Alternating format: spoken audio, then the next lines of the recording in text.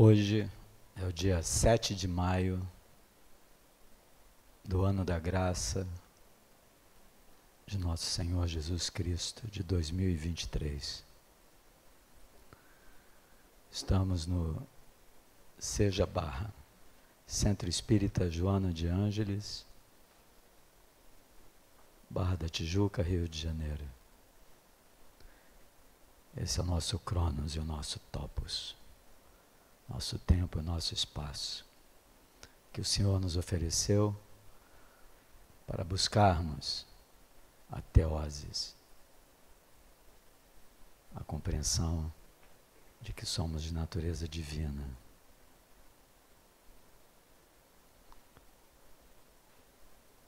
Para tanto, nós faremos o nosso exercício, um exercício espiritual.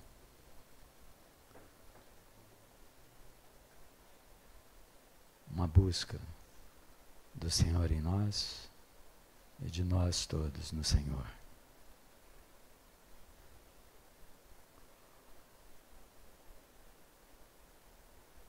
É uma apresentação e uma presentificação para uma permanência.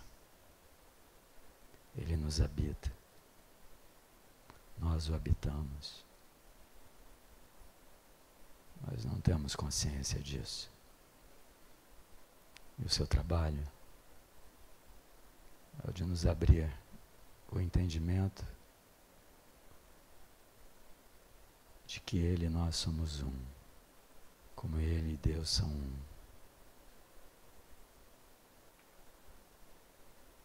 Compreendido isto, estamos salvos, libertos de toda dor, sofrimento, limitação, exiguidade, porque nos tornamos livres e vivos, tornamos-nos viventes, que tiram dos túmulos os que estão abertos à vida. E deixamos que os mortos, por sua própria predileção, enterrem seus mortos.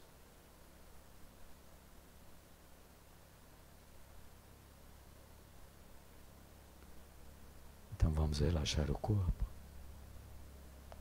os pés, pernas, coxas. Seus esfíncteres. Observem o peso do corpo sobre a cadeira. É a gravidade.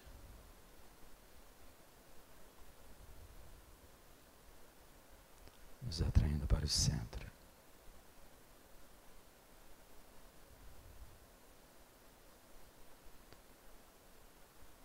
O Senhor é o grande atrator. Ele atrai tudo para si, porque tudo é feito dele. Relaxem as costas, os ombros, braços, antebraços, mãos e dedos. Relaxem, afrouxem, repousem.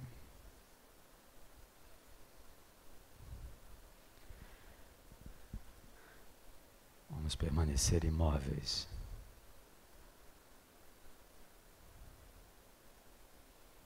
Qualquer movimento doravante deve ser feito de forma muito lenta e com total consciência, presença,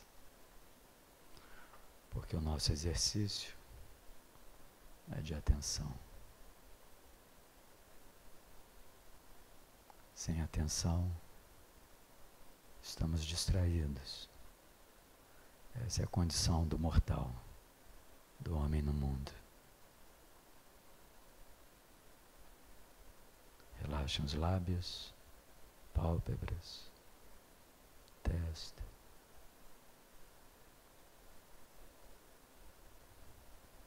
esforço. Não há necessidade de esforço, porque nós não produzimos relaxamento. Nós cessamos os movimentos. Nós não produzimos silêncio. Nós viemos do repouso e do silêncio. Basta cessar o ruído e estamos lá. E no repouso e no silêncio podemos perceber a nossa respiração como uma brisa que varre uma montanha, como um mar que beija uma praia.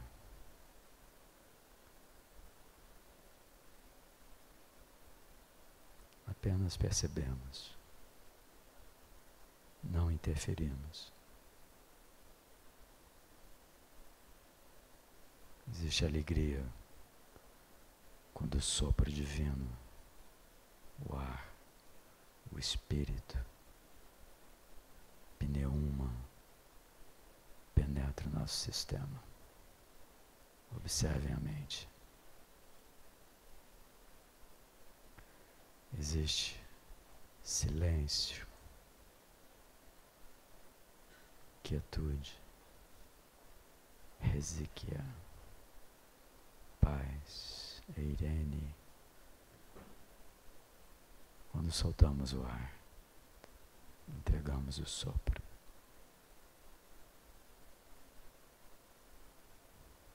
Planificados.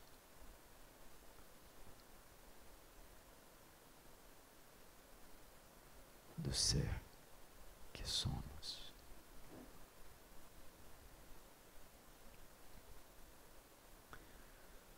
Na alegria da inspiração, pronunciamos o nome de Jesus.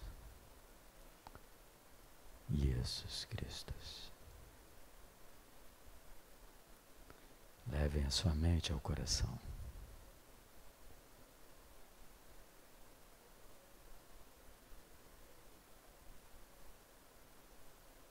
Na expiração, nós o reconhecemos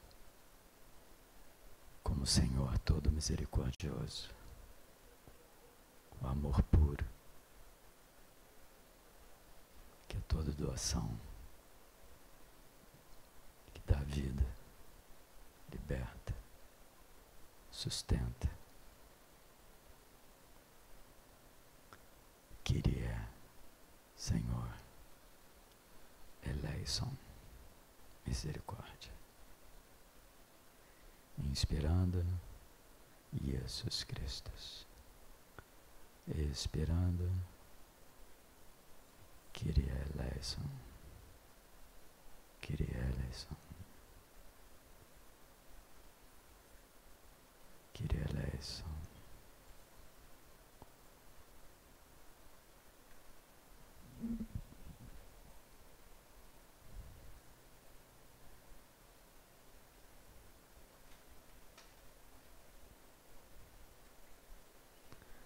Inspirando, Jesus Cristo. Expirando, Senhor, tem piedade de mim. Misericórdia, Senhor. Inspirando, Yeshua, Mashiach. Expirando, Adonai, Hesed.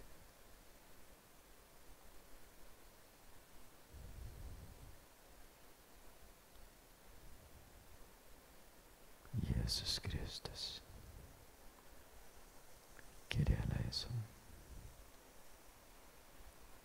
Jesus Cristo. Kyrie eleison. Sua mente eventualmente vai se distrair.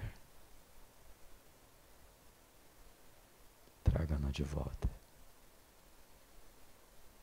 O Senhor está no Pai.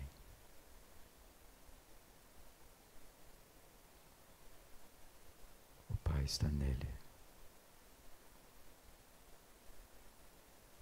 Nós estamos nele e ele está em nós. Assim afirma João em seu Evangelho. Somos um, somos entrelaçados, contínuos, uma única realidade. Jesus Cristo, Kyrie eleison. Qualquer pensamento estranho, esse pensamento está no Senhor. E o Senhor está nele. E você está no Senhor. E o Senhor está em você. E você está de volta a si mesmo. Sem luta, sem esforço, sem conflito ou confronto com a sua própria mente.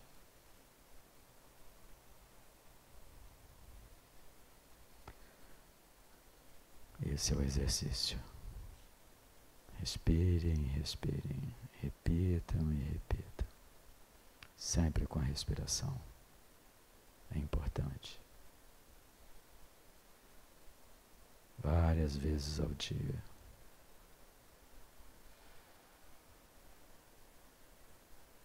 Até que o pensamento do próprio Senhor esteja presente continuamente na sua mente, 24 horas por dia, 21.600 respirações por dia. Ele está lá. E você viverá em oração incessante e em vigilância. E então será um adorador em espírito, pneuma, e em verdade, aletheia. Porque o teu corpo é teu templo. É o templo do Senhor.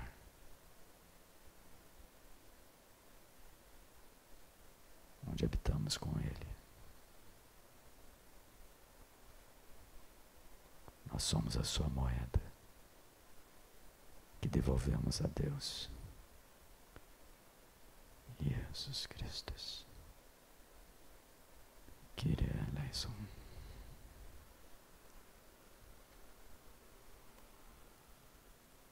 Jesus Cristo. Kyrie eleison. Vou deixá-los consigo mesmos por um pouco, se exercitando sem minha voz.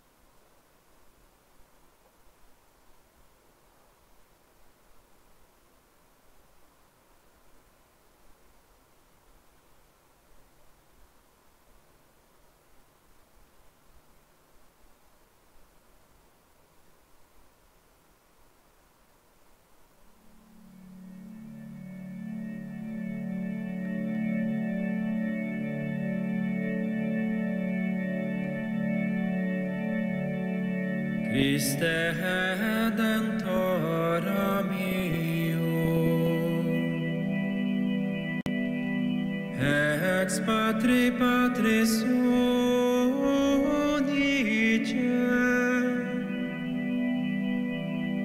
salus ante principio, natus ineffabiliter,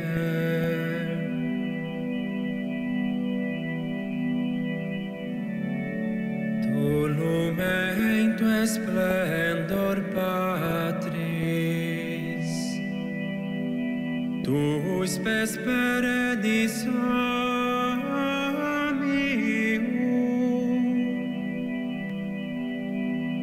intende quas fundum preces,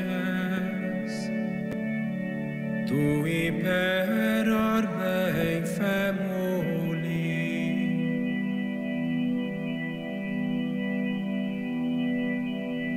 salutis auctor recole, quo nostri quadam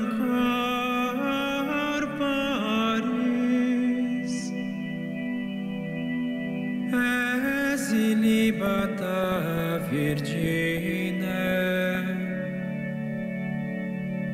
nascendo formam sum seris,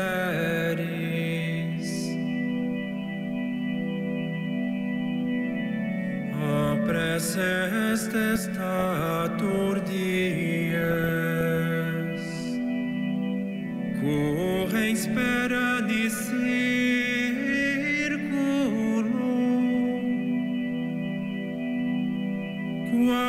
salusa sede Patris, mundi salus adveneris.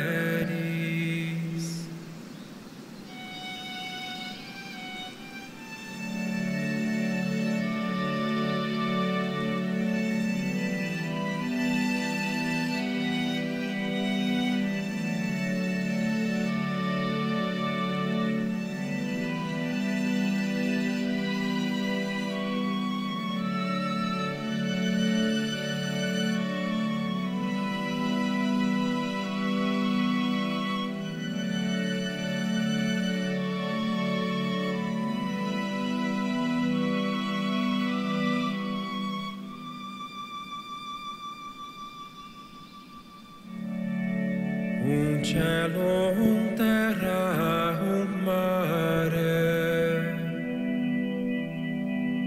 homem quod est,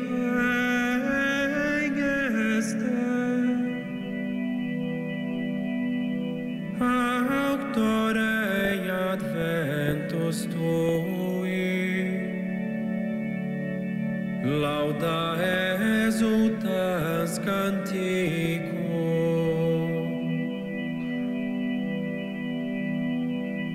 noscoque qui sancto tuo, redenti sumus sanguine,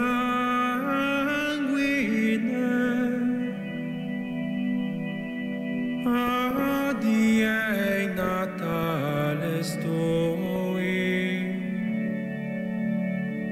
immunavum continemus, Iesu tibi sit gloria,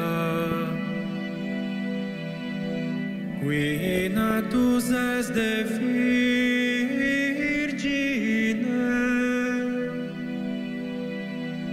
cum Patre et Sancto Spiritu, in sempiterna saecula.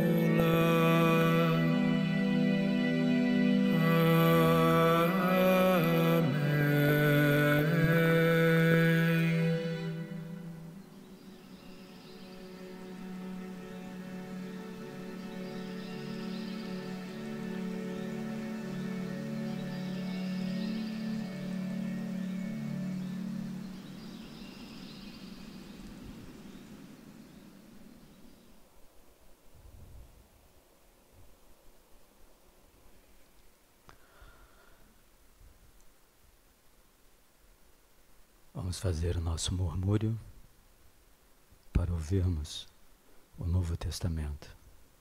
Os Espíritos nos deram Atos dos Apóstolos, capítulo 9, versículos 36 a 42.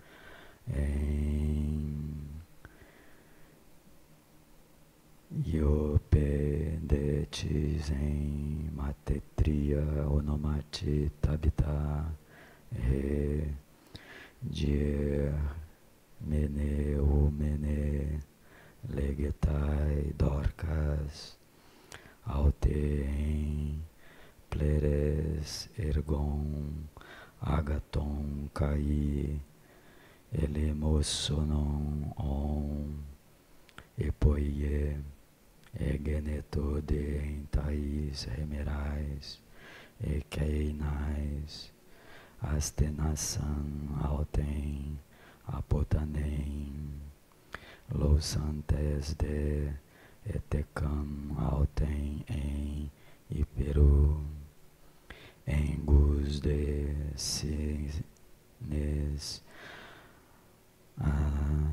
ladas te iope rui matetai acousantes roti petros estin em aute apesteilan diu andras pros auton paracaluntes me ocneses dielem eos remon anastas de petros sineutem autois on paragenomenon angagon eisto hiperon kai parestesan auto passai ai querai clai sousai kai epideikinemai ketonas kai martiasa epoiei metalton sosa e dorcas ekbalon de exopantas ropetros kai teista gonata proseuxato kai epistrepsas prosto soma eipen tabita anastetete re de enoixentus oftalmos autes kai idosa tom petron aneacatesen dus de autequeira anestesen autem fonesas de tus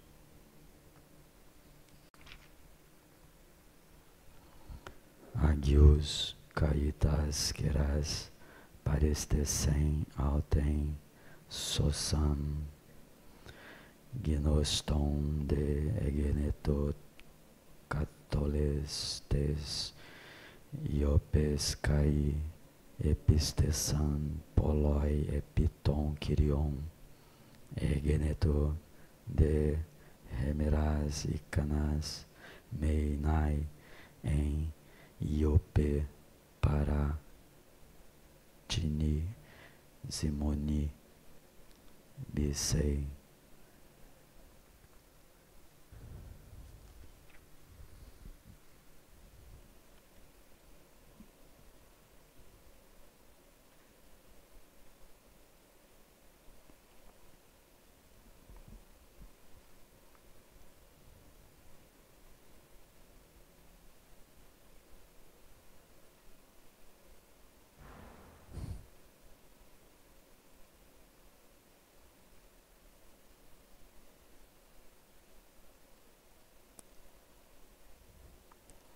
egeneto de petron diercomenon diapanton catelten kai prostus agius tus catoicontas lida euren de que antropon tinaonomati aineian ex eton octo katakeimenon ep grabatu os em paralelimenos kai eipen autorropetros aineia iatai de Jesus Christos anasteti kai istoson se auto kai eoteos aneste kai eidan auton pantes hoi katoi contes lida kaiton sarona oitines epestrepsan epiton kyrion.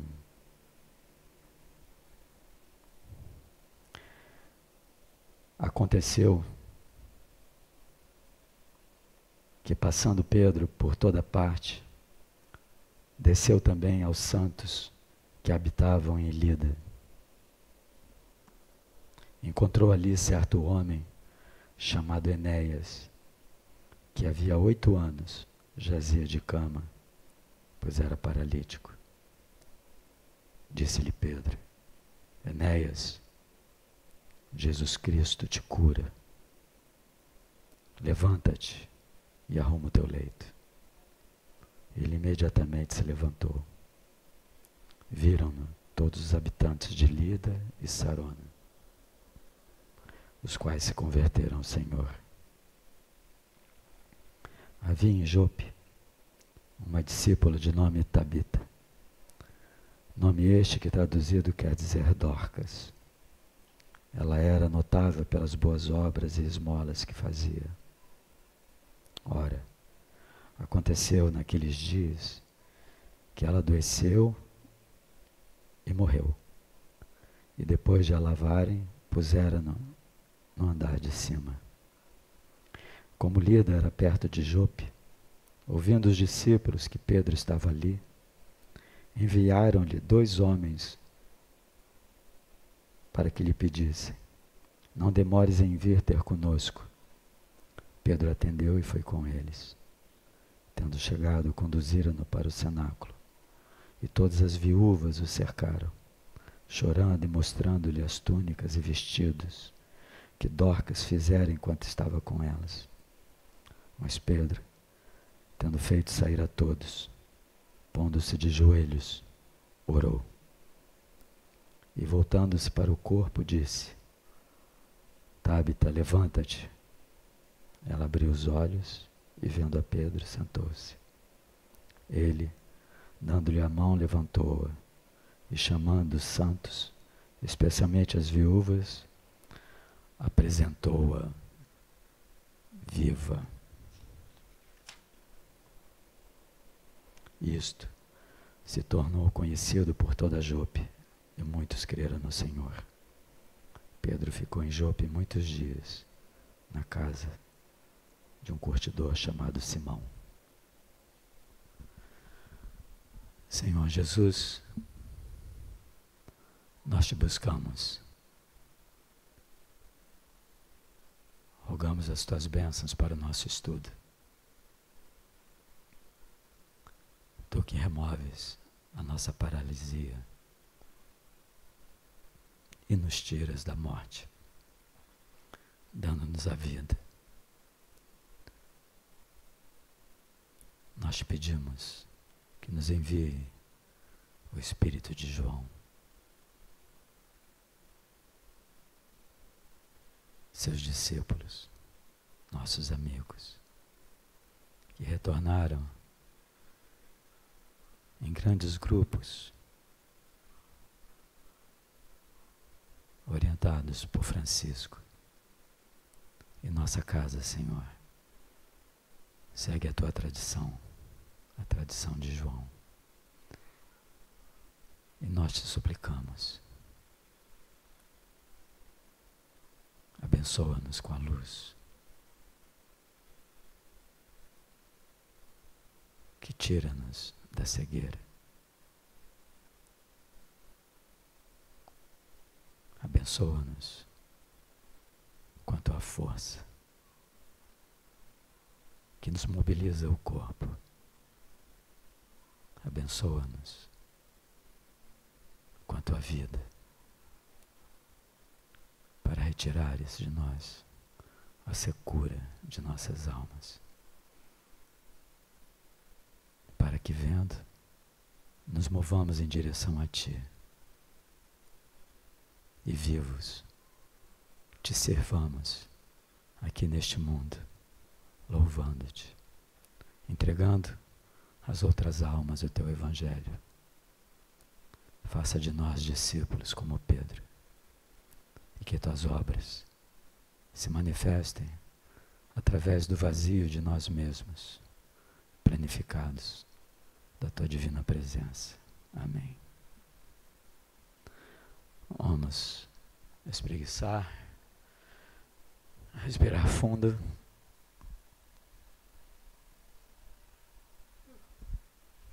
Deixa o corpo à vontade. Vamos acender as luzes.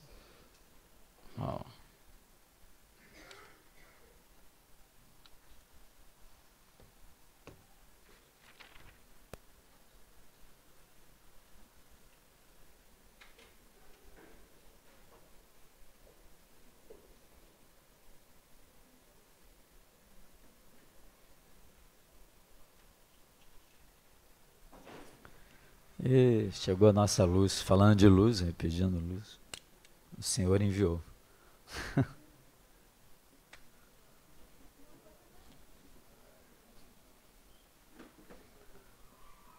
Olá, olá, olá.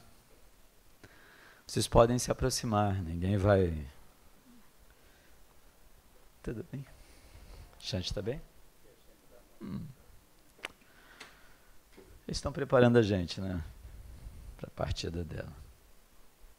Eu tenho uma cachorrinha chamada Shanti. Em sânscrito é paz. Em hebraico é shalom, né? E ela está muito velhinha já, né? Ela está começando apesar de ela ser alegre, né? Forte, coisa, ela está muito velha. Está com 17 agora. 17. E a Angel, anjo, né? Uma enviada de Deus, uma emissária do Senhor. Cuida da Shanti para mim. Porque se tivesse comigo, no início, muitos me criticaram, né? Porque eu deixei a Shanti com você, sabia? Nossa, que eu ouvi de história, né? Que eu era cruel, que eu era alguém que abandonava. Cara, eu ouvi tanta história. Mas o fato é que eu passo a maior parte do dia fora, né? Eu não tinha como levá-la para o trabalho. Então, se ela ficasse sozinha, ela ia desencarnar muito rápido, né? Então, Deus enviou a Angel, que cuida da Shanti para mim. É uma amiga querida, a quem eu sou grato, e não tem... Essas coisas a gente não tem como retribuir, na verdade. Okay? É impagável. Só tem duas formas de você pagar o impagável, né? Ou você se rende, né? E, sabe... diante da inocência, da grandeza do outro, porque ela faz isso sem nenhum interesse, faz por amor. E a Shanti esqueceu de mim, agora é apaixonada pelo marido da Angel, pelo Sandrinho. Não é verdade? Ela escolheu o Sandro. Ou então a gente é ingrato.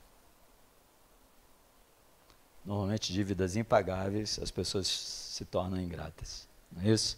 Quando elas são egocentradas. Elas não reconhecem o benefício, né, e se furtam de qualquer reconhecimento. Eu vi isso muito ao longo da minha vida.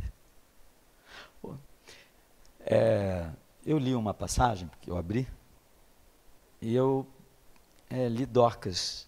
Mas enquanto eu estava lendo a cura de Dorcas, que é a Tabita, tá? Não confundam com Talita. Talita, é a menina, a filha de Jairo, que Jesus levanta, né? E Tabita é Dorcas, é a mesma coisa, que em hebraico é Tabita, aramaico, e em grego é Dorcas, que significa gazela. Ela é uma viúva, ela mora em Jope. E Pedro estava evangelizando toda a costa do Mediterrâneo. Então são cidades costeiras. Quando eu abri, eu bati o olho em Dorcas e li, porque a gente esteve lá, né? Ali em Jope, tá? Que é Jafa, tá? Agora tem outro nome, mas é a mesma coisa. E a gente passou por Cesareia Marítima e Jope, ou Jafa, logo embaixo. E mais embaixo tem Lida, tá certo? Mais ao sul. Então, Pedro está subindo do sul para o norte. Ele passa por Lida, Jope, e de Jope ele vai a Cesareia. Por que isso está em Atos dos Apóstolos, no capítulo 9? Porque Jesus faz discípulos.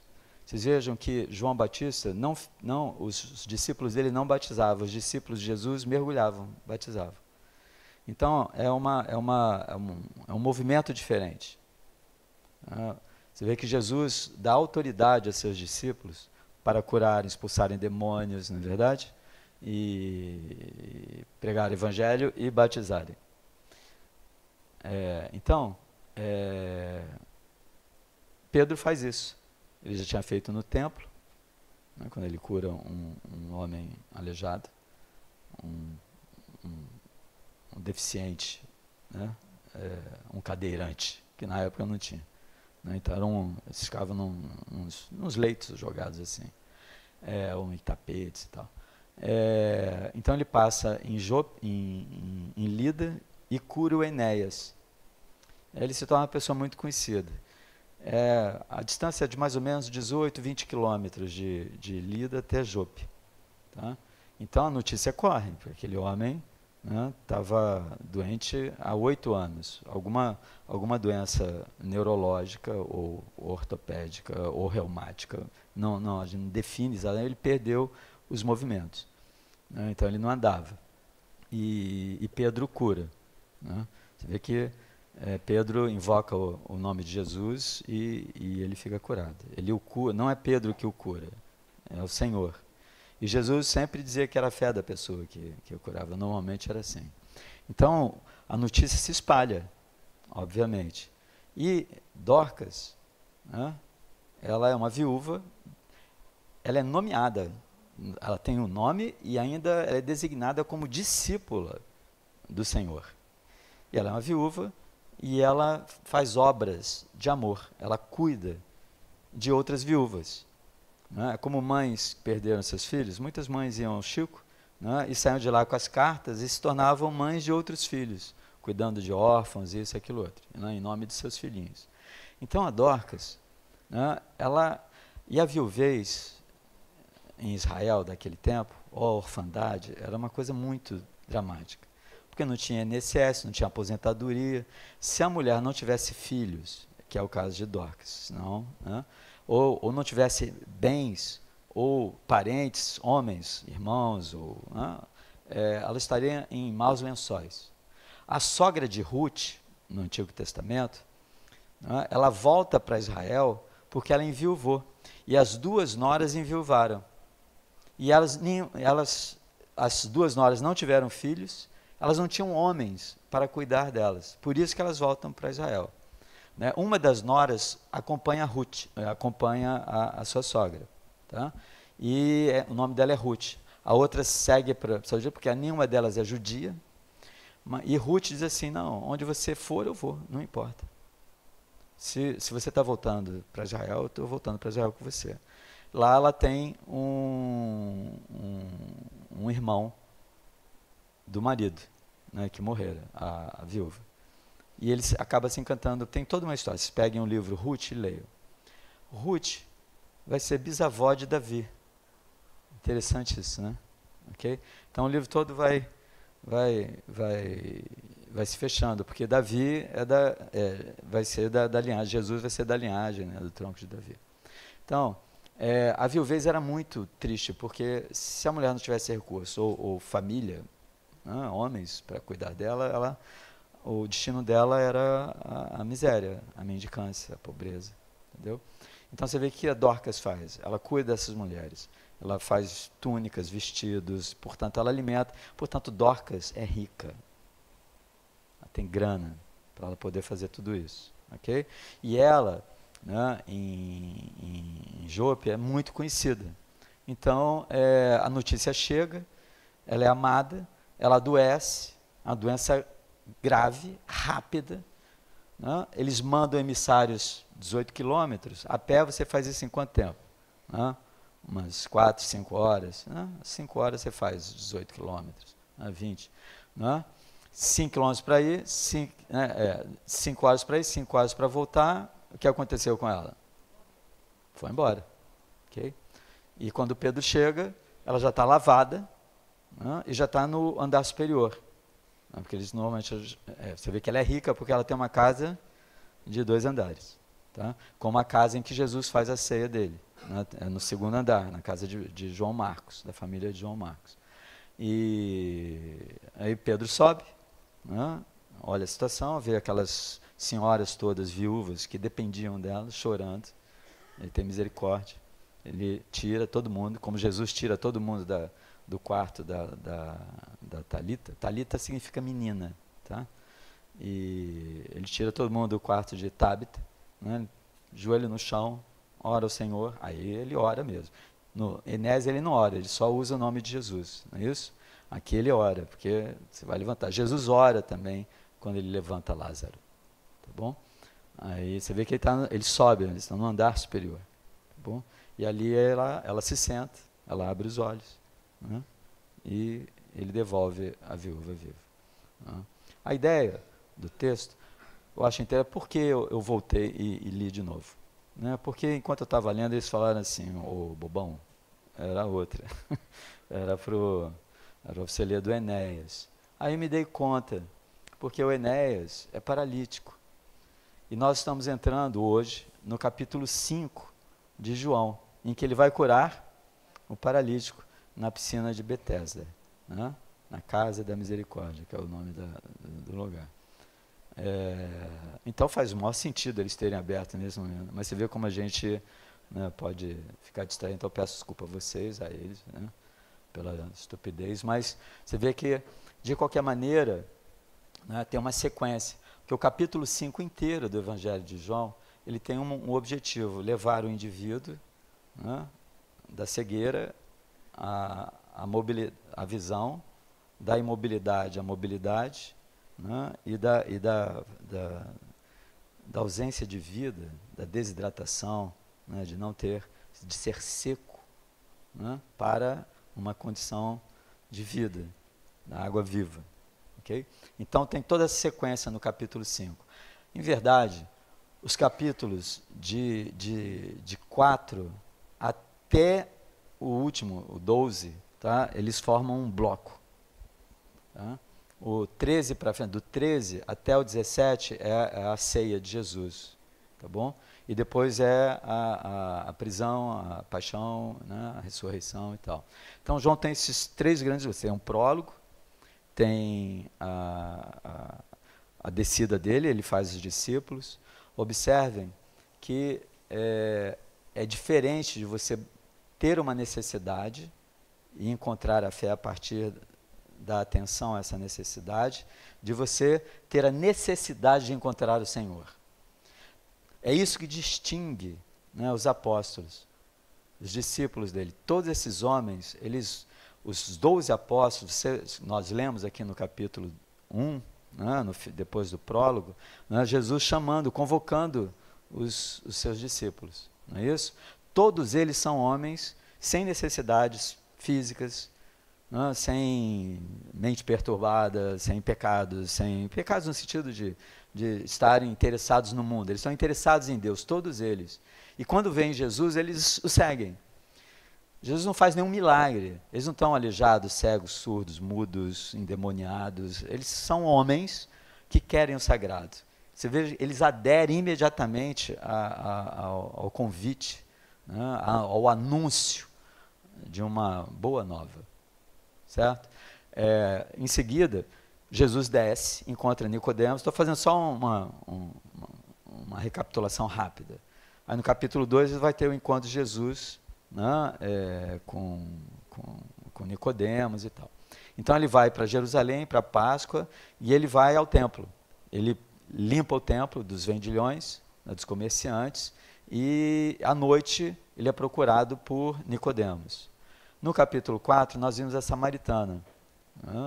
Vocês vejam, Jesus não está mais numa instituição, ele está num poço, no poço de Jacó, onde ele se apaixonou por Raquel.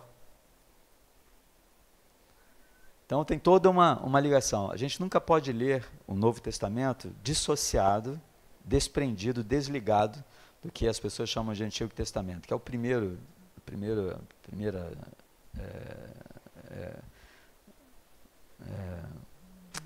a gente usa a palavra testamento, mas é aliança. A ideia é de aliança. São alianças que Deus faz com os homens. Deus nunca rompe. E todas as alianças dele são válidas. Nós é que rompemos com as alianças com Deus. Aí, uma nova aliança, sem anular a outra. Né? Porque ele é misericordioso, ele sempre está buscando você. Cada encarnação que nós temos é um novo investimento do Senhor, uma nova aliança que Ele oferece a você para encontrá-lo. Né? Então vocês vão ver que no encontro dele com Nicodemos é feito à noite, e há uma rejeição ao que ele ensina. Com a samaritana, onde é um lugar que rejeita, que tem um problema com os judeus, né, há uma aceitação ampla.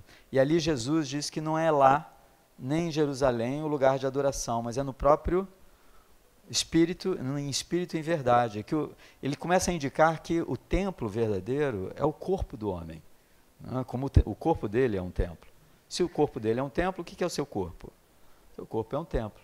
Nós somos feitos à imagem e semelhança de Deus, é imago Dei. Então o que ele quer recuperar para nós é exatamente esse frescor, essa originalidade, não é? essa novidade que nós somos sempre o tempo todo. Tá?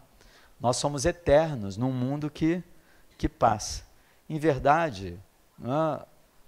Quando você se coloca na perspectiva de você como um ser eterno, não é você que está passando no mundo, não é verdade? É o mundo que está passando por você. O corpo está em mim, não sou eu que estou no meu corpo. Concorda? O corpo está em mim.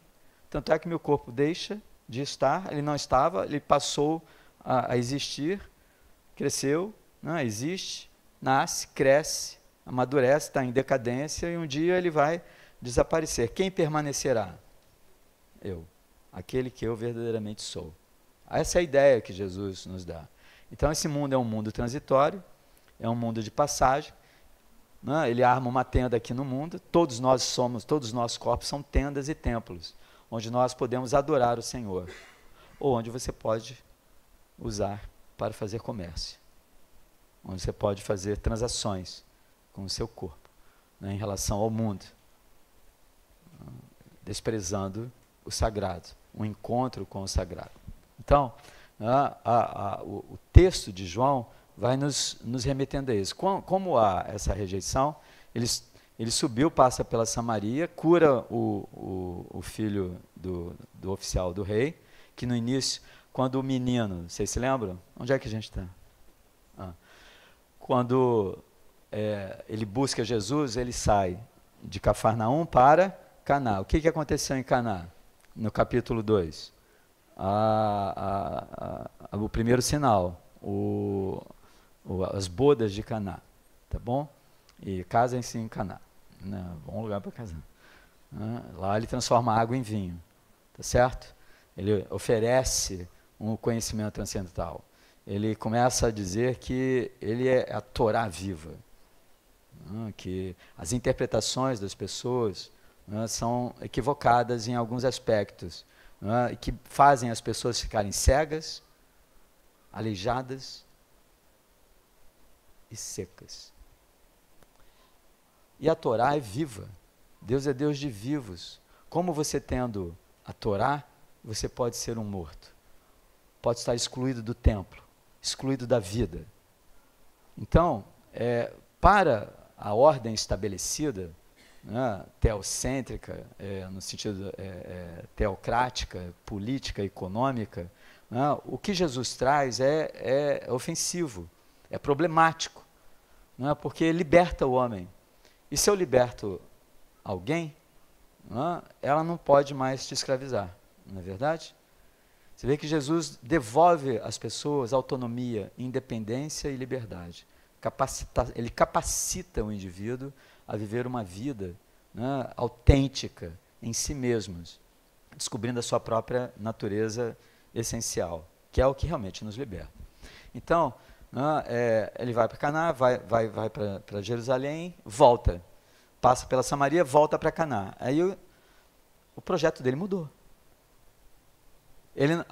Jesus não aborda mais os homens cultos e inteligentes que se opõem à agenda transcendental dele.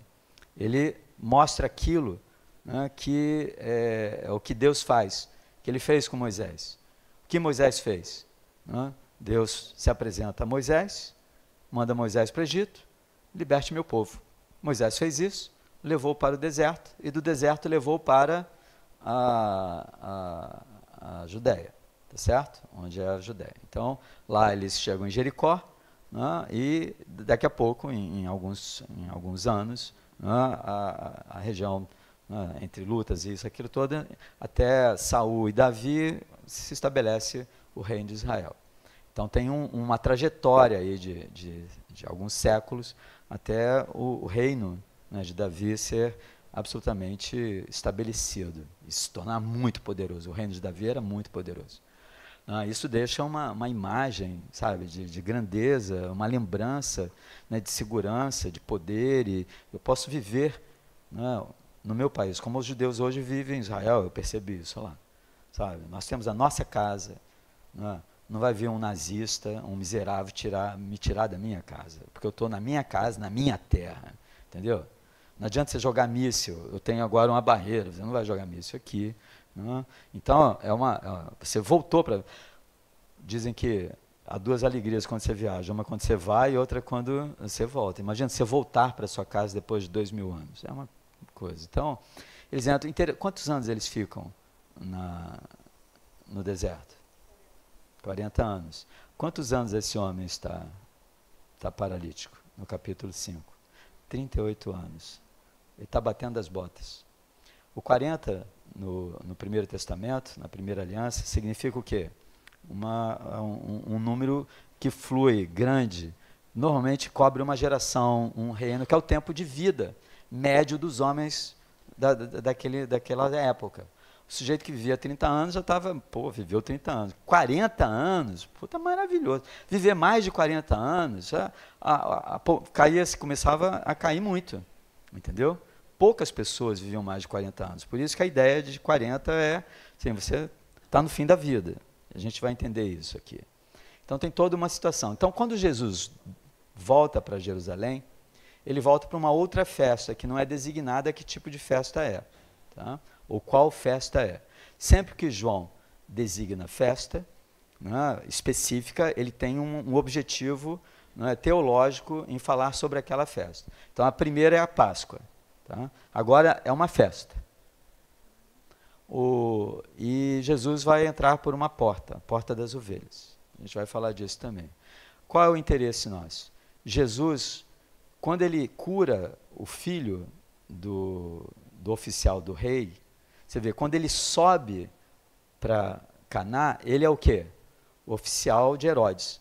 Ele é um sujeito poderoso, um sujeito comissionado, um sujeito com grana, né, mora em Cafarnaum, que é a cidade mais poderosa no sentido, né, não é a capital, que é Tiberíades, mas é a cidade mais importante, à beira do lago.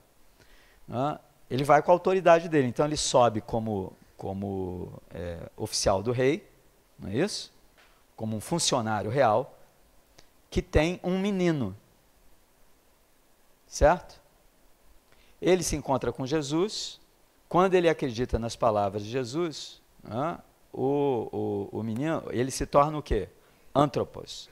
Ele é um homem, tá certo? E agora que ele é um antropos e ele volta para casa, né, e no meio do caminho ele encontra os servos que dizem que o menino está curado, está bem, aquela palavra, né, porque ele tem uma febre, aquela palavra que eles traduzem como melhorou, né, perdeu o calor, ele esfriou, tá certo? O que é curioso, por quê? Porque as pessoas que morrem esfriam, né? Ele estava muito quente para morrer, né? Então, baixar aquela temperatura significaria para ele o quê? A vida, zoe, né? Que a gente vê essa palavra repetida. Jesus não disse que o garoto está curado, Jesus disse que ele está vivo, seu filho vive. Então, quando Jesus se reporta ao homem, né, Jesus sempre vai falar de quem? De filho. Então, você vê que aquele indivíduo que para ele era um menino, né, alguém dependente dele, porque ele tem poder e tudo depende dele, está se tornando o quê? Enquanto ele sai da condição de antropos, de funcionário real, antropos, e agora ele é pai. Por ser homem, por ele ser humano, agora ele pode ser pai. E não um funcionário do rei que tem um filho. Tá? Mas ele tem uma expressão da própria criação de Deus na sua casa, né? Onde ele é um co-criador de formas, né, que o Senhor permite que aconteça. Vocês entendem a passagem? Então, vocês vejam, quando começa o segundo sinal, né, é um recomeço. Ali tem uma palavra chamada palim, em grego. Palim significa de novo, tá bom? Palim é novamente. Então, de novo, um segundo sinal. Por que de novo um segundo sinal? Ele já fez um primeiro sinal. Qual foi o primeiro sinal? Água, vinho. Agora, de novo, um segundo sinal. Não é de novo um segundo sinal. Não é um segundo sinal de novo. Tá certo? É desta vez, ok? Entendam esse palim, esse novamente, né, como um reinício. Agora meu projeto é outro. Eu fui ao templo, eu fui às autoridades, eu mostrei aqui vim, e eles disseram não. Agora eu vou funcionar exatamente como Moisés. Então esse segundo bloco do Evangelho de João, né, as grandes autoridades que estudam o Evangelho, existem mentes fascinantes que leem, que estudam, né, chamam de êxodo, porque é exatamente você tirar o homem da escravidão, né, de um sistema político, social, religioso, né, para libertá-lo, para viver a sua espiritualidade, viver o espírito que é numa sociedade que tem bases econômicas, sociais, políticas, né, óbvio. Dai a César o que é de César e a Deus o que é de Deus. Eu não sei se ficou claro na palestra de semana passada, né? Mas Jesus é confrontado, né, com valor. Eles querem testar, provar, não só a inteligência, a sabedoria de Jesus, mas saber de que lado ele está. Se ele é colaborador romano ou se ele é um judeu raiz, né, contra Roma. Jesus é contra alguém? Não. Não. Jesus não é contra, ele é objetivado. O negócio dele, o business dele é o quê? É Deus. O negócio dele é a alma do homem, porque o corpo é transitório, tá certo? E ele entende que se um homem viver a plenitude da sua própria humanidade, né, o sagrado está ali presente. Então, qualquer sociedade será justa por isto, né, como uma consequência natural de pessoas que avançam. As colônias no mundo espiritual, elas são dirigidas por sistema democrático, eleição em nosso lar, a gente estava brincando no dia desses. Vai funcionar lá? Não. As pessoas que querem atender determinados interesses, é uma cidade, né, que ainda tem ligações com a terra. Não, quem que vai ser eleito lá? Alguém que permita você, né, deixar o umbral, fazer boate em nosso lar, fazer, sabe, umas coisas esquisitas lá, ter matador, sei lá, qualquer coisa, comer carne. Não, olha só, quer ir para o mundo espiritual? Vai virando vegetariano. Lá não tem, ok? Não tem. Quer ir para a festinha? Tá? Então aproveita aqui e depois vai para o umbral, porque lá tem. Né? Você volta para cá para essas coisas. Viu, Clarinha? Né? Então que tipo de festa tem lá? Tem. Tem cinema lá, me perguntou, tem cinema lá? Tem tudo. Tá? Mas não tem com os objetivos, que a cidade inteira é fundada para levar você a um conhecimento de si mesmo, um conhecimento de Deus. Então, por quê? Porque quem governa é um cristão, é o governador do nosso lar, em 38, estava lá 200 anos. Ele é aquele frei daqui, de Fabiano de Cristo. O governador do nosso lar é Fabiano de Cristo, tá bom? Então, olha só, ele dá a Deus o que é de Deus. É a resposta de Jesus. Ele manda mostrar uma moeda, porque me traz um denário. A gente falou aqui, isso tem a ver com isso aqui, porque Jesus, rejeitado pelo sistema, ele vai pela beirada. O homem existe para a sociedade ou a sociedade é produto do homem? A sociedade é produto do homem. Então a sociedade existe para o homem. As leis existem para o homem. A economia existe para o homem, para você não passar fome, para você habitar, para você ter justiça, para você ter conforto, para você ter tempo de buscar Deus. Ter tempo de dar a Deus é que é de Deus, que é mais difícil na vida selvagem.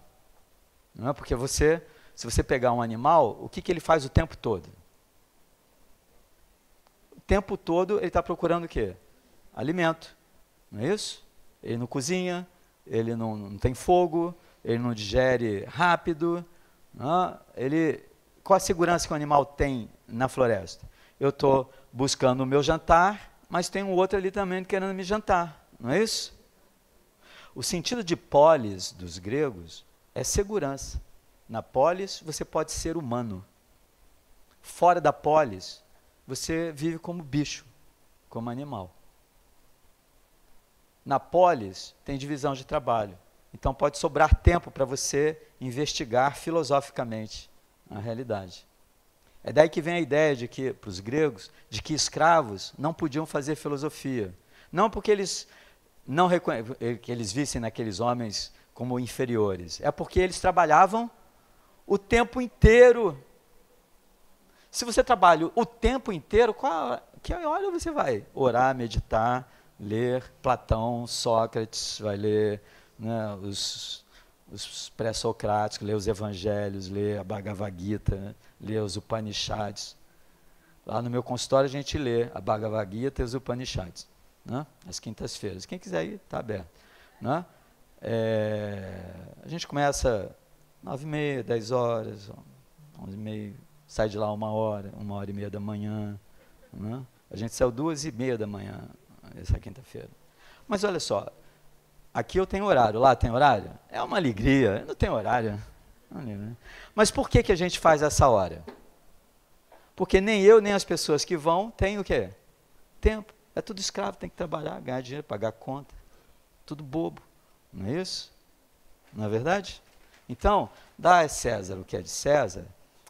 A moeda é de Deus ou é de César? O que a moeda representa, então? Um construto humano, um valor humano, que é dual. Tem face e tem nome. Por isso que Jesus diz, de quem é esse eidos, essa imagem nesse denário? É de César, porque é como os judeus têm que pagar a Roma, com denário, e não com shekel. E qual é a epígrafe que está escrita aí? O que está escrito aí? Essa moeda. Césares. Kaiser. César. César. A moeda tem a face dele e tem o nome dele? Ok, então pertence a quem? A César. Dai a César o que é de César. O que a moeda representa? A dualidade. O esforço humano de você colocar sua imagem e o seu nome nas obras que você faz. Isso é karma. Não é isso? Eu faço isso. Para César ter a imagem, eu ia falar a foto dele, para ter o eidos dele, a face dele, o nome dele na moeda, ele matou muita gente? Ele infelicitou muita gente? Ele destruiu muitas vidas? Escravizou muita gente? Continua empobrecendo as pessoas? A Judéia toda, a Samaria e a Galiléia, que são domínio romano, estão debaixo da lança de Roma? Estão sofrendo. O imposto é alto, a gente viu quanto era aqui, alto. Isso empobrece as pessoas? Empobrece.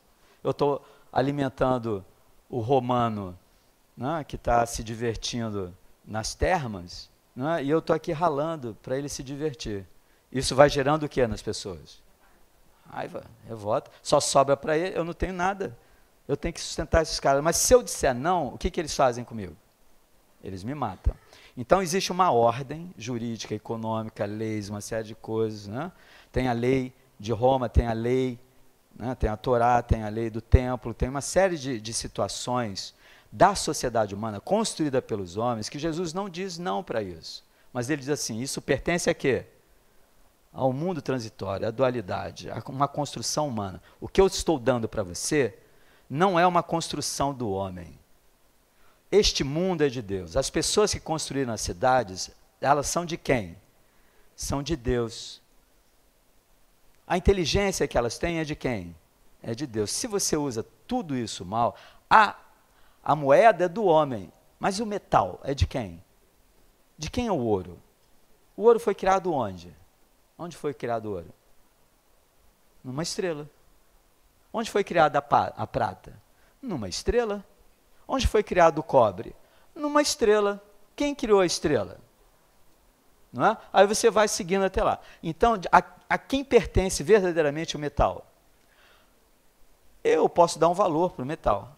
E outro, na Bhagavad Gita, Krishna diz assim para Arjuna, os homens sábios, né, eles veem o ouro e o barro como o mesmo. E o que ele está dizendo isso? Que somos nós que atribuímos valor às coisas. Então, qual é o valor em si de algo? O que realmente tem valor? São as coisas que eu atribuo valor ou o valor que Deus estabelece para elas? Então, existem verdades universais? Qualquer valor que eu estabeleça, ele é relativo. Quando Deus estabelece sentido e valor para as coisas, isso é o quê? Absoluto. A lei de Deus passa? Então Jesus dirá, passarão o tempo, passarão os céus, a terra, e nenhum iota da Torá passará. O iota é eu esqueço o nome da letra em hebraico. Em grego esqueci. Mas é a menor letra hebraica. Jesus se refere, vai passar tudo. O cosmos vai desaparecer, quem permanecerá? A Torá, porque a Torá é o quê? É a lei de Deus. Vocês entendem isso? Então, qualquer construção humana, ela é devolvida a quê? A sua Yod.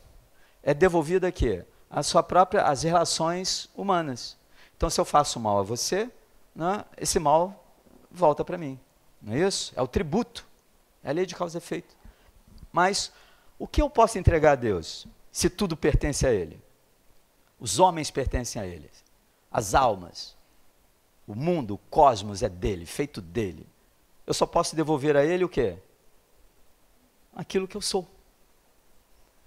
Então, qual era a ideia que eu queria passar? Né?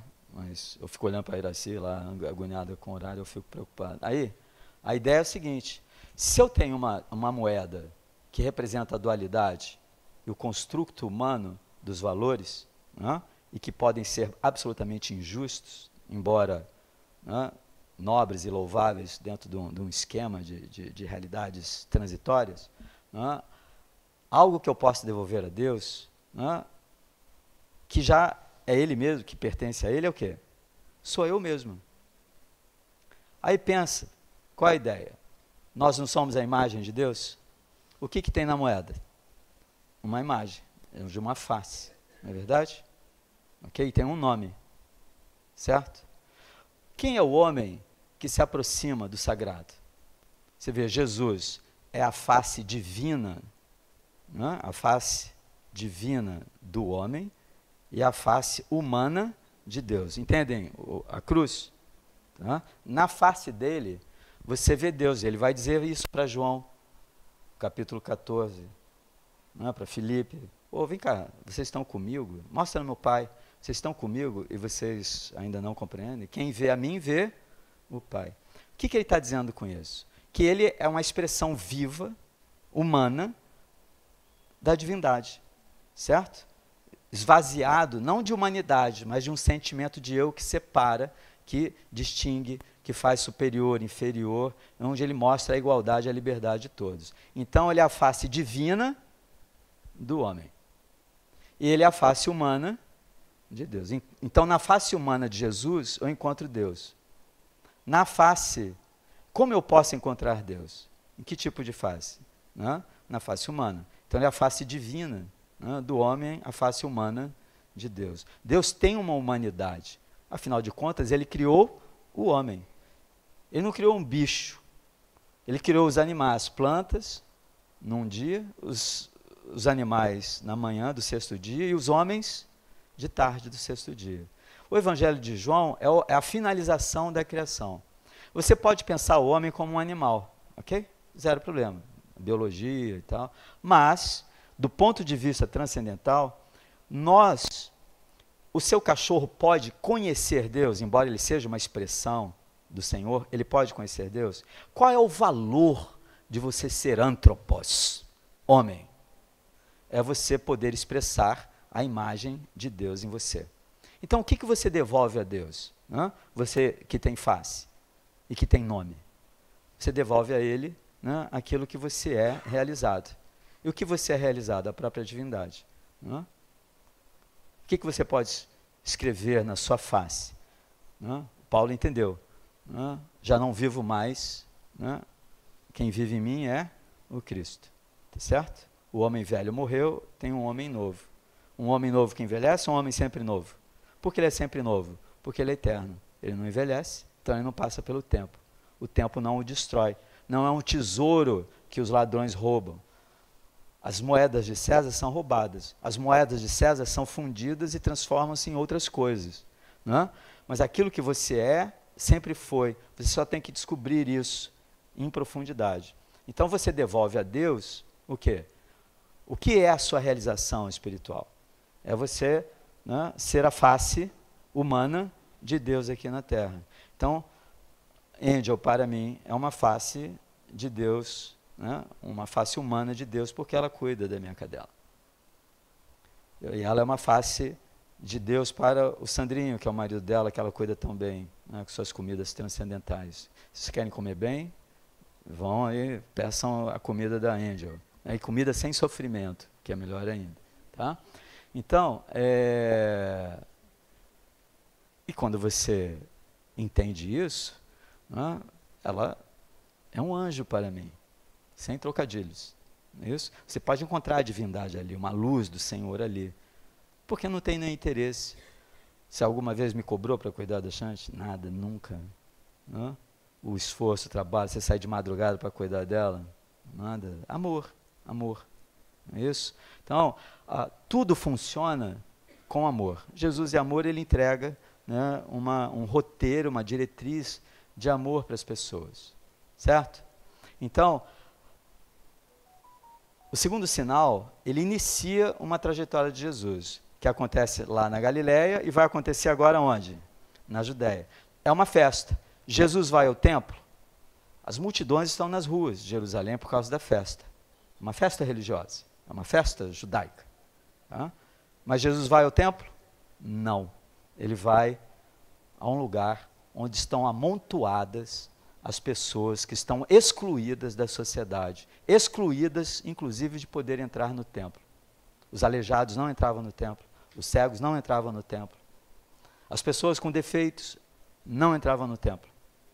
Ok? Era não foi Deus, isso foi estipulado ao longo dos séculos. Não tem nada a ver com Deus, mas isso era falta de misericórdia.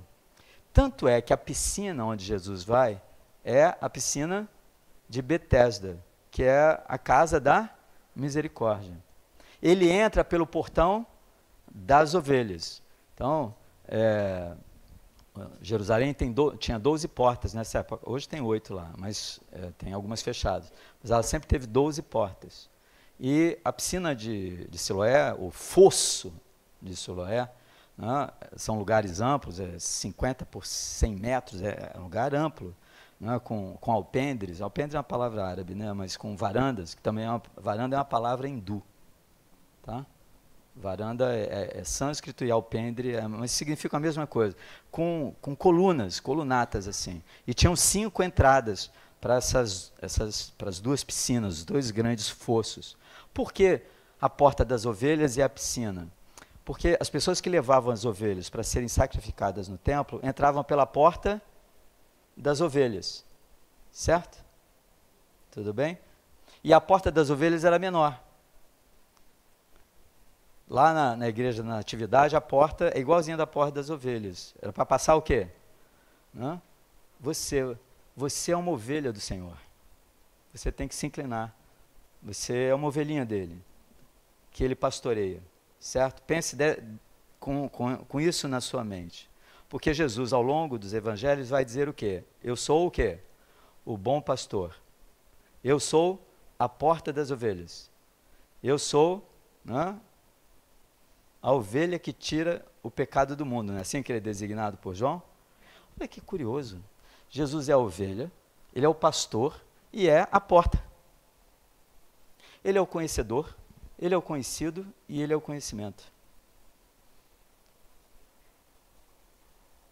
Através daquilo que é conhecido, você chega, né, porque eu sou o conhecedor e eu me vejo separado de você num processo de conhecimento. Não é isso? A porta é a passagem do conhecedor, daquilo que pode ser conhecido para o conhecedor. Não é isso? É ou não é verdade? Não? Seus sentidos não são portas? Eu queria que vocês ficassem com essas ideias na mente. Seus sentidos não são portas? Onde o mundo penetra? Não? Luz, som, odores, sabores, o tato, né, que te dá a textura das coisas. Né? Então, os seus sentidos, eles são portas que penetram onde penetra a possibilidade do conhecimento das coisas. Não é isso? Tá? Engraçado. Né? Ele é, ao mesmo tempo, a ovelha, que deve ser conhecida, ele é o pastor, e ele é o quê? A porta da ovelha. Fiquem com essa imagem na mente, a gente vai progredir no texto. Porque isso, João já está dando um sentido de unidade. Quando você pega os fragmentos do Evangelho, né, e as identidades, você começa a entender por que ele vai entrar pela porta das ovelhas. Ele podia ter entrado pela porta dos leões, ele podia ter entrado pela porta dos cavalos. Não, ele entrou pela porta das ovelhas. E ele é a porta das ovelhas. E ele é a ovelha que vai ser sacrificada no templo. Porque as ovelhas que entravam por ali, elas para serem sacrificadas, elas não podiam ter o quê? Defeito. Não podia ser uma ovelha manca, não podia ser uma ovelha suja. Então elas tinham que ser lavadas e examinadas, para ver se faltava uma orelha, faltava uma pata, né? Se o nariz dela era torto, né? Se ela era doente na pele.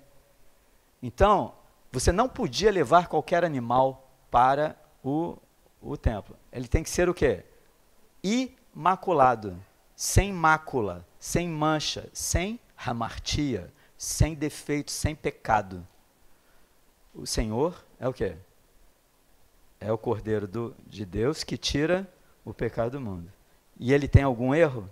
Tem algum pecado? Você pode falar, eu sou um pecador, mas você pode dizer que Jesus sofreu tudo o que sofreu, recebeu tudo o que recebeu, porque ele merecia alguma coisa do passado, que ele fez de errado, num outro universo? Não. Ninguém, em sã consciência, vai dizer isso. E você tem que admitir, então, que coisas ruins acontecem com pessoas boas. Portanto, nem sempre o que está... O livro dos Espíritos também diz, nem tudo é expiação. Muitas coisas são o quê? Provas. São ocorrências naturais da vida que vão colocar você em prova, para você saber se você está lavado, se você está limpo, imaculado, e se é possível para você, então, retirar o erro do outro. Não é isso? Porque os caras largam as pedras e não apedrejam a adúltera. Quem estiver sem erros, atira a primeira pedra. Era tudo ovelha para ser o quê? Desprezada pelo templo, não é verdade? Então, veja só, olha o paradoxo. Ao mesmo tempo que você tem as ovelhas que vão ser banhadas e examinadas naqueles fossos, tá? Para seguirem em direção ao templo, você está no portão norte, a porta das ovelhas, do lado tem a porta dos cavalos. Você entra pela porta das ovelhas, aí você lava as ovelhas e elas vão para o templo. E o templo está logo adiante, logo à frente, tá certo? e ali elas são sacrificadas. Então tem um sentido de, isso, abandona, escolhe o caminho da morte. Eu sei, Helena, sei, eu tô zoando você. O Senhor já te curou, você vive. Vai chegar lá embaixo curado. Não vai nem precisar sair. Era só pedir para o Senhor.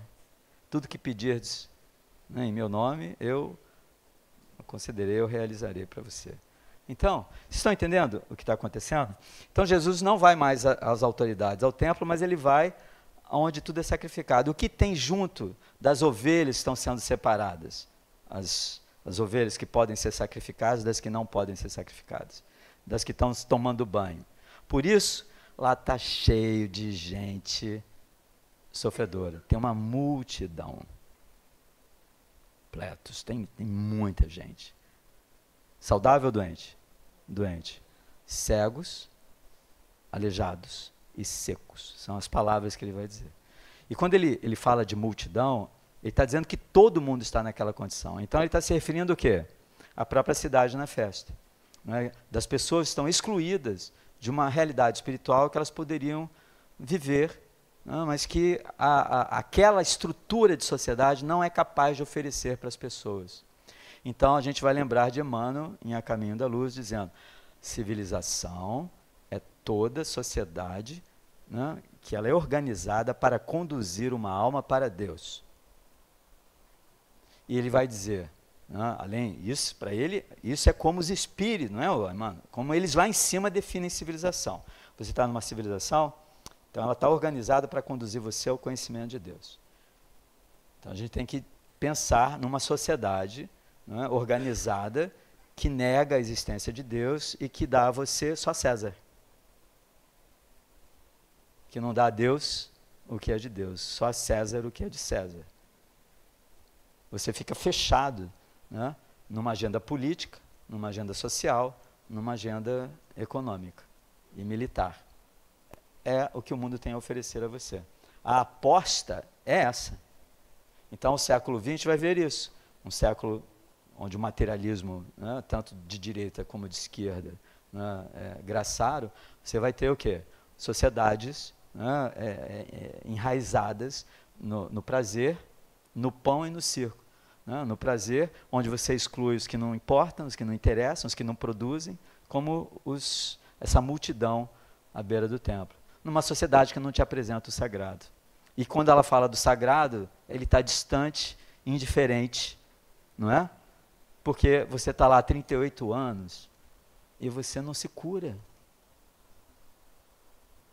Como é que vocês podem vir ao Seja e não mudarem as suas mentes, não mudarem suas vidas, serem apresentados ao Senhor e não olharem o mundo de uma maneira diferente? Significa que você está cego, paralítico e seco.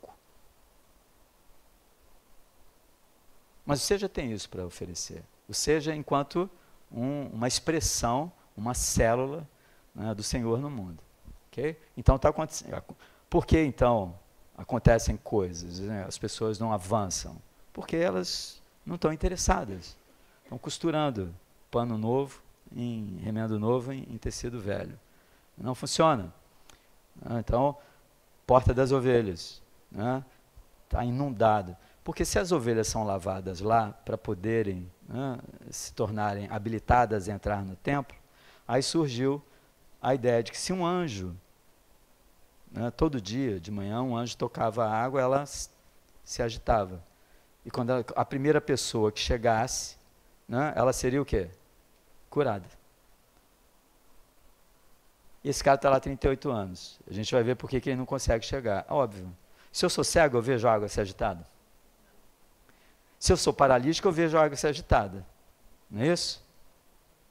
Ok? Mas eu posso me mover até ela? Eu não tenho energia, não tenho força para chegar lá. Então ninguém me coloca lá, ele vai dizer para Jesus. E se eu sou seco? Eu não tenho vida, né, para poder me aproximar daquela água. Essa água lembra a água da samaritana. Se aquela água não descedenta, essa água não cura. E o que é curioso? É só o primeiro que chega. Portanto, vira o quê para as pessoas? Uma competição. É quem chegar primeiro, que é a ideia de toda a sociedade, de quem vence. O Nicodemos significa o quê?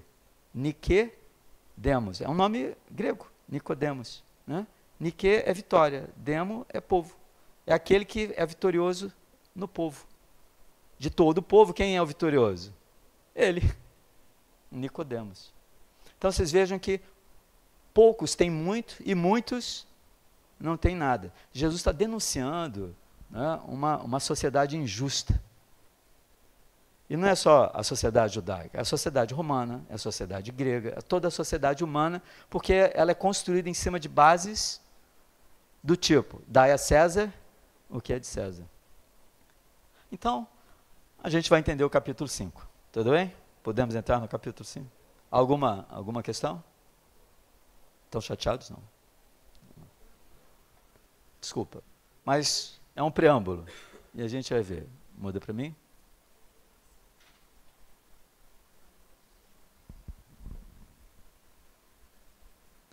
Semana que vem a gente lê o capítulo todo, rápido assim, para você ver, né, para você pegar ele todo.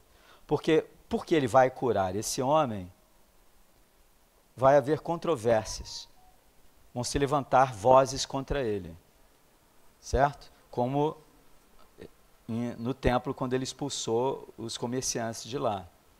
Então começa a surgir uma tensão, né, ao longo de todo o Evangelho de João, até o capítulo 12, né, onde, né, a morte dele vai ser tramada, na medida em que esse cara me aborrece, eu não posso tê-lo do meu lado, né, a meu serviço, com o meu entendimento, o que eu faço com ele?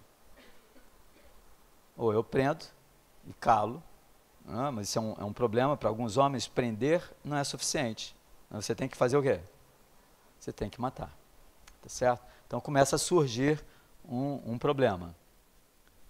Então depois disso o quê? Tá? Metatauta, Eorte, Ton Iudaion.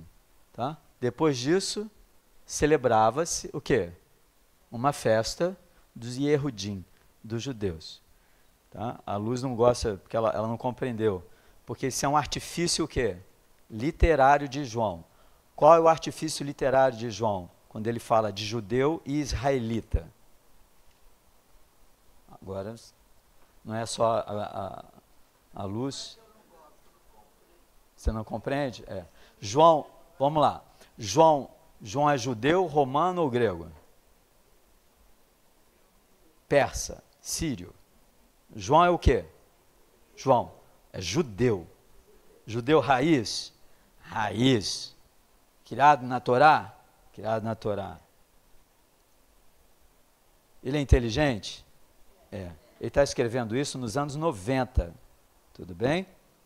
Esses acontecimentos foram nos anos 30, 60 anos depois. Ele é um homem experiente? É.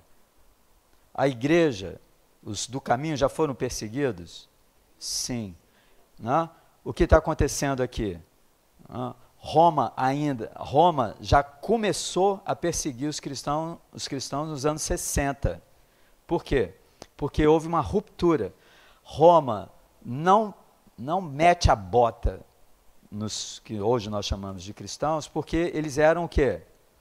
Em sua maioria, judeus. E o judaísmo era liberado por Roma. Você podia professar a sua religião, zero problema. Desde que você pagasse. Né? Se você for a qualquer país muçulmano, se você quiser professar a sua religião, você vai ter que pagar um imposto muito alto. Sabiam disso? É. Exatamente assim. Tá? Você vai lá em Israel, em Jerusalém, nenhum judeu me cobrou imposto nenhum para ser cristão lá. Certo? Então, olha só. Existem cristãos lá e não pagam mais imposto por causa disso. João é judeu? João é judeu. Então, por que João usa duas palavras para designar as pessoas, né, que são da origem étnica dele? Filhos de Abraão. São sinônimos. Por que então ele usa duas palavras equivalentes? É simplesmente porque agora eu quero escrever judeu. Agora eu vou escrever. Eu já escrevi muito judeu, agora eu vou escrever israelita. É isso? qual é o texto dele? O texto dele é um texto espiritual. Qual é o objetivo do Evangelho? É ensinar você a ser uma pessoa moral? Não. Você extrai moral do Evangelho, ok? Você extrai psicologia, você extrai filosofia, você extrai muita coisa dali. Mas os Evangelhos foram escritos como um meio de conhecimento, instrução para os discípulos. Para o quê? Um caminho. O Evangelho, ele é um texto para falar de quem? De você. De como você e Deus são um. Então ele está dando uma instrução sobre você. O Evangelho é um meio de conhecimento. Então, o objetivo, quando ele escreve o Evangelho para ser lido para um homem do século XX? Não, ele está escrevendo para quem? Os homens do século I. Entrando no século II, né? Para homens que têm entendimento daquele mundo. Então ele vai usar palavras daquele mundo. O Apocalipse, ele foi escrito para homens de 2000 anos depois? Não. O Apocalipse foi escrito para os homens daquele momento. Uma visão de mundo daquele momento. A besta é Roma. Tá? 666 é o nome de Nero. Gemerá, como é que é? Quando, em Cabala, quando você transforma as letras em números. Tá?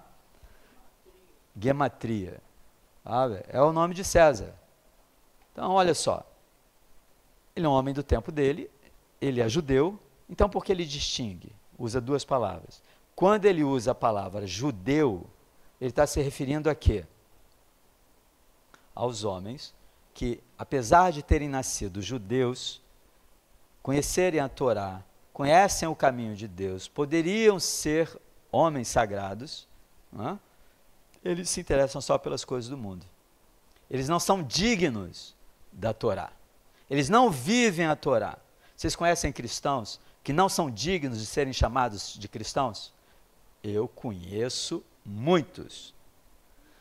Ele é cristão porque nasceu aqui no Ocidente, né? Numa família católica, foi batizado, numa família ortodoxa, foi batizado, né? Nasceu em berço espírita, né? Nunca foi batizado, mas, né, quando você olha, o cara é espírita de porco, né? Ele não é. Então, aí você, eu sou espírita de porco, cristão redivivo. Não tem sentido um negócio desse. Você não é nada, você é fake, né? Você é um impostor nessa coisa. Não é que o sujeito, né, seja perfeito, ele está num processo e ele está compromissado, entendeu, Ângelo? A gente erra, né, eu meto o pé na jaca, meu pé ficou melado, o que eu faço?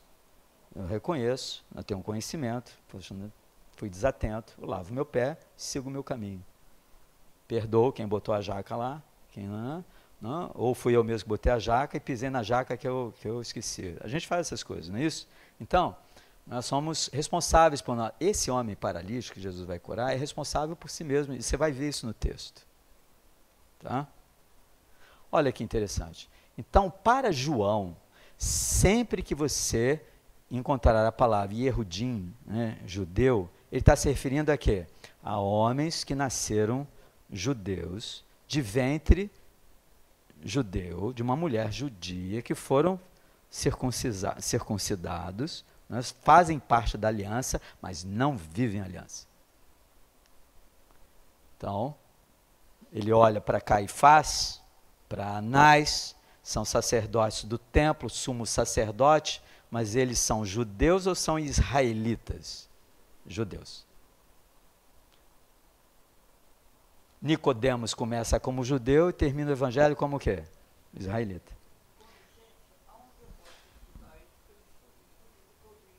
Você nunca viu isso? Porque você na sinagoga, ninguém fala do evangelho de João.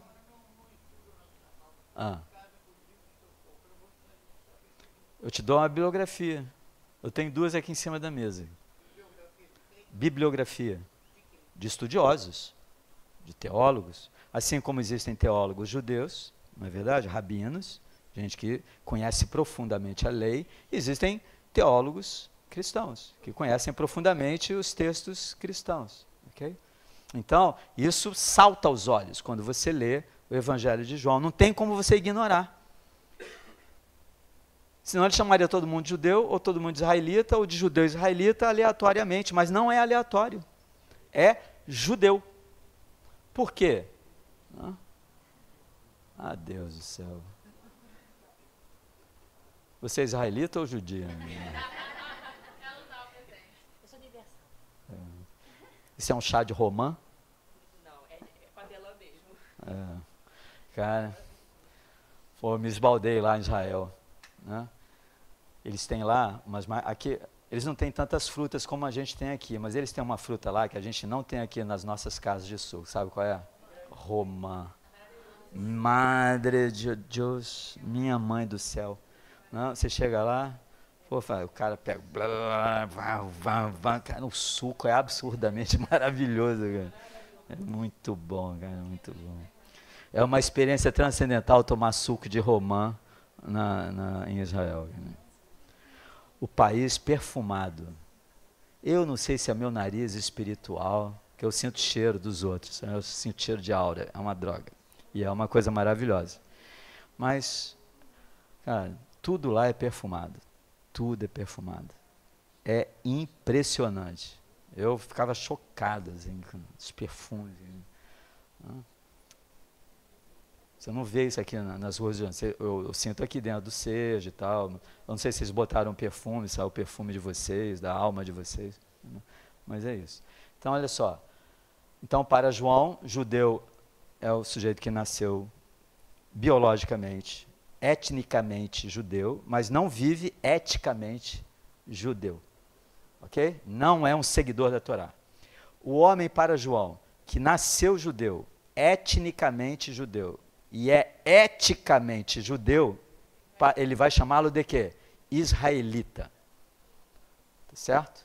É assim que João vai. Então, vocês têm que guardar esses dois nomes, porque todas as vezes que vocês forem ler o Evangelho de João e encontrarem os dois termos, você já sabe a quem ele está se referindo.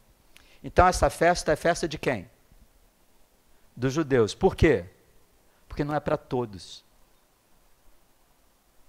O cristianismo, a proposta de Jesus, não é uma proposta de cristianismo, é uma proposta judaica de você viver a Torá em sua plenitude.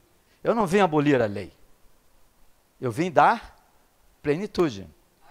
Ele fala, eu não vim lisar. A palavra, tá? É do verbo grego liô, que vai dar lisar. Lisar é o quê? Uma célula, eu vou quebrar uma coisa. Você está fazendo o quê? Lise. Lise é a palavra que a gente usa ainda em português como quebrar, separar. Tá certo? Eu não vim quebrar a lei. Eu não vim destruir a lei. Eu vim dar plenitude. Ele não diz que veio cumprir, ele dá plenitude a ela, porque nós temos que ser a lei viva, a Torá viva, o Evangelho vivo. Não adianta você ser cristão, entre aspas, e não ser o Evangelho vivo do próprio Senhor. Isso vai ser quando você compreender o que é o Evangelho. O que o Evangelho fala de você. Quando você compreender... Porque as pessoas... Eu adoro falar isso. Por que as pessoas não compreendem o Evangelho? Porque elas não compreendem a si mesmas. Elas não sabem quem são. Elas não sabem a sua relação de amor com Deus. Do amor que Deus tem por você e de como você deve amar a Deus sobre todas as coisas, com toda a sua força, com toda a sua alma, com todo o seu coração. Primeiro Testamento. Qual é o segundo mandamento? O próximo como a si mesmo. Como você pode amar o próximo como a si mesmo se você não sabe quem é o si mesmo? Fora de uma relação de amor com o próprio Deus. Então, por que as pessoas não compreendem o Evangelho? É simples, é simples. Elas não sabem sobre a sua verdadeira identidade. Fala, meu anjo.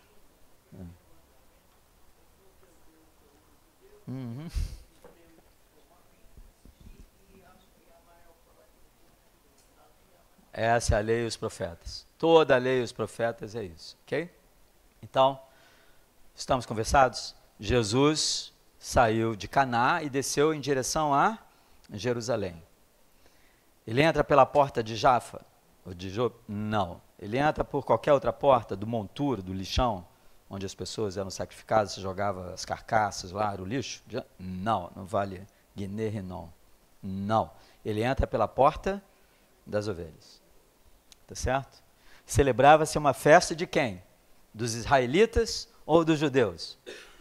Na percepção de João, dos judeus. Por quê? Porque é uma festa que separa as pessoas. Existem pessoas eleitas e pessoas excluídas. O cristianismo é o quê? Inclusivo. Ele não é excludente de ninguém. Ele inclui todo mundo. É um absurdo você tirar uma pessoa de uma igreja ou condenar uma pessoa por causa da sua orientação sexual, da sua orientação, da sua cor de pele, da sua condição econômica. Tudo isso é absurdo. Absurdo. Porque para Jesus, todos nós somos o quê? Ovelhas. Somos iguais. Somos imagem de Deus que Ele está resgatando. Qualquer atributo seu, ter dinheiro, não ter dinheiro, ter cor de pele, nascer isso, aquilo, outro, é catarrolose, é para todos. Isso é variável, portanto transitório, não interessa a Ele. Isso é simplesmente uma expressão, né, da divindade, né, numa forma limitada para você, da melhor maneira possível para você saber sobre si mesmo, como um ser ilimitado. Então, depois disso celebrava-se uma festa dos Yehudim, do Yeshua, Jesus, subiu a Jerusalém. Por que ele sobe? Porque ele tem que descer de Caná, né, passa pela Samaria, ou então pelo Jordão, pelo Vale do Jordão, 200 metros abaixo do nível do mar, e Jerusalém está na montanha, está lá em cima, então você tem que subir. Tá? Então, a palavra subir para Jerusalém é isso, ela fica no alto de um monte, tá? Um monte sagrado. Você é um monte sagrado, onde o Senhor erige o templo dele, onde ele habita, onde você pode honrá-lo, adorá-lo em espírito e verdade, né? E curar, como Pedro curou Dorcas, Enéas. Não é só Jesus que faz. O que ele está dizendo aqui? O que os Espíritos nos deram? Né? Jesus vai curar um paralítico. Qual foi o texto que eles nos deram? Pedro curando um paralítico. Jesus levantou Lázaro. Você vai ver Pedro levantando Dorcas. Então, as obras que eu faço, fareis maiores do que estas. Se fordes o quê? Tiverdes fides, pistes, né? O meu logos, se você for um comigo. Se você é um comigo, é porque não existe mais você separado. Não existe mais você fazendo qualquer coisa. Quem faz? As obras que eu faço, não sou eu quem as faz. Então, o evangelho todo é muito bem fechado para você entender a dimensão mais profunda, transcendental e vertical dele. Por isso o evangelho de João é chamado do evangelho condoreiro, né? Porque ele é muito alto. E por causa disso ele quase não entrou no cânon. Quando foi discutido o cânon cristão, eles quase tiraram o evangelho de João. Mas porque ele fala dessa transcendência, ele tem uma visão vertical das realidades humanas. E os gnósticos usavam o evangelho de João. Então, eles aceitavam o evangelho de João, mas os gnósticos usavam. Mas o evangelho de João permite interpretações que a gente não gosta. Aí foi uma brigalhada. Houve vários concílios para definir o cânon cristão, e muitas igrejas fundadas por João, muitas igrejas não fundadas por João, liam os evangelhos de João, e eles, né, faziam, ok, vamos ler João. Quer ver? Se você for à missa, uma igreja, você vai ver que durante o ano inteiro eles leem Mateus, Marcos e Lucas. Mas nas datas especiais eles leem quem? João. Porque é muito transcendental. A gente está lendo o evangelho mais profundo. Se você entender João, você entende muito bem Mateus, Marcos e Lucas, tranquilo, de letra. Fácil. Tá? Por quê? Porque o João te coloca em contato consigo mesmo. Ele diz a que Jesus veio. É o último evangelho a ser escrito. Então, assim, eu não vou encaixar todos os ensinamentos de Jesus na história dele, né? Eu vou resumir a coisa toda, né? E vou mostrar que o que ele faz é o que Deus fez no meu povo, que ele realmente é o Messias, né? E que Moisés falou dele, os profetas falaram dele, né? O objetivo, né, do evangelho de João, né? Então ele vai seguir o 6º dia da criação, onde o homem é levado à sua plenitude, não é isso? Jesus morre, é o repouso do Senhor, e o primeiro dia é o novo dia da criação, que vocês todos deviam estar vivendo no paraíso. Não é isso? Ok? Entendem as metáforas todas por trás disso? Se você não está lá, é porque ele não morreu para você. Você é um dos que gritam Barrabás, provavelmente. Ou você é um dos que tem os olhos só sobre o poço. Você vê que Jesus tem que interpelar o homem. Por quê? Para onde ele está olhando, adivinha? Ele está olhando para o poço. Está olhando para a água. Ele acredita que todo aquele sistema que diz que ia funcionar, vai funcionar, mas nunca funcionou há 38 anos. Em psiquiatria a gente diz que loucura, é uma ótima definição para loucura, é você fazer sempre a mesma coisa achando que ela vai acontecer alguma coisa diferente. Pô, tu é estúpido, né? Tu é louco. Faz a mesma coisa esperando que vai ser diferente. Não. Você tem que fazer diferente para que as coisas sejam diferentes. Você tem que abandonar modos de pensar, modos de fazer, para você compreender. Tá? Por isso que o nosso grupo aqui está cheio de espírito. Isso alegra o coração. Muito. Não tem lugar para espírito aqui. Mas somos poucos sentados aqui. Porque eles não têm mais o corpo. Sabe qual a questão deles? Eu vou dizer para vocês. Os que estão aqui. Eles não têm moeda para dar para César. Eles estão num plano de realidade onde assim, cara, a única realidade que existe sou eu como consciência. Tudo que eu fui, eu deixei lá atrás. Deixei num corpo, num quemíteros. Eu estou aqui vivo e acordado. O que eu faço? Eu quero a vida eterna. Então está cheio. Cheio. Mas somos poucos. Porque as pessoas preferem o mundo de César, ao invés das instruções do Senhor que te dão a vida. Não querem expressar no seu rosto a imagem de Deus. Não querem ser a face divina do homem ou a face humana de Deus. Senhor Jesus, diante da tua glória, da tua honra, do teu poder, nós nos entregamos a ti.